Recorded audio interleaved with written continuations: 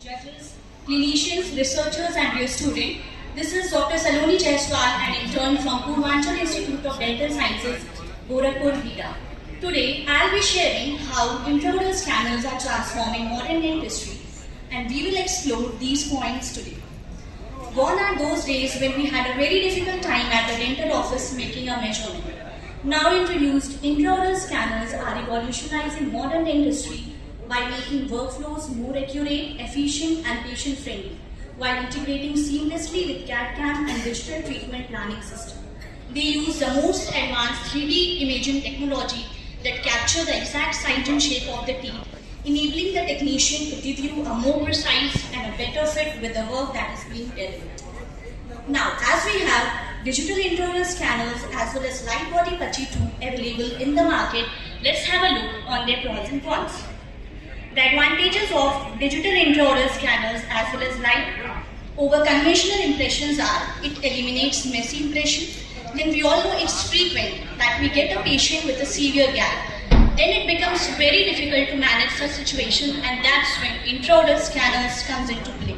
It improves patient acceptance as it is a contactless impression, as no one likes to put someone's hand inside their mouth, and that's a normal human response. I realized it when I gave my alginate impression.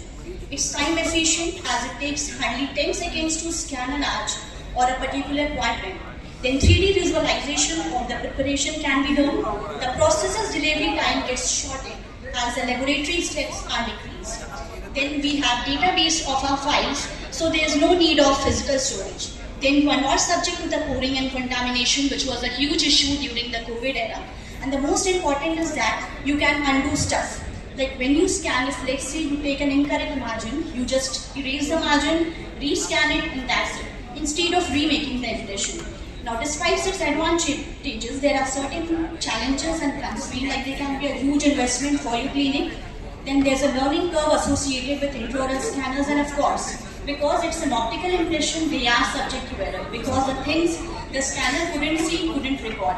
So if you have blood or saliva, it will affect the accuracy of your scan as well.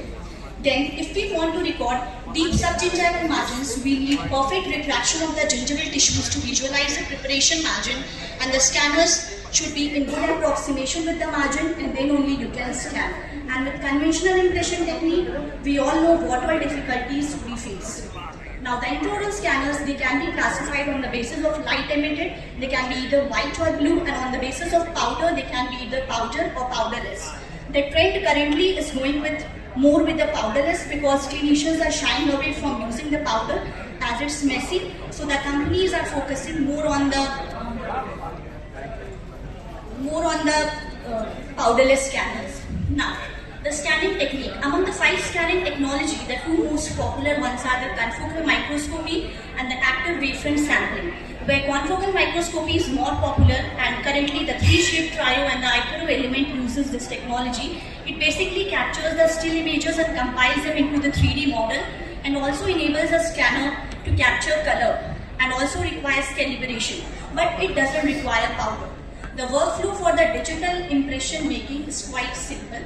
Here you scan, then review your scan, that whether you have recorded all the teeth and the gingival aspects of all the teeth correctly or not, and then you share this information with your lab, and your lab will design a crown by using a software. ExoCAD is the most commonly used software. They do the computer-aided designing and milling, and then they do the 3D printing, and your restoration is ready, just the characterization followed by coding. Now, the scan path has a huge impact on the accuracy of the impression. The scanned object should be positioned at the center of the acquisition area to describe an optimal sphere around the object. So the point to be recorded should be right in the center of the intraoral scanner, and it should be held 5 to 30 mm of the scan surface, although it ranges from different scanners and the technologies used. Now, I would like to show you a video that highlights the process.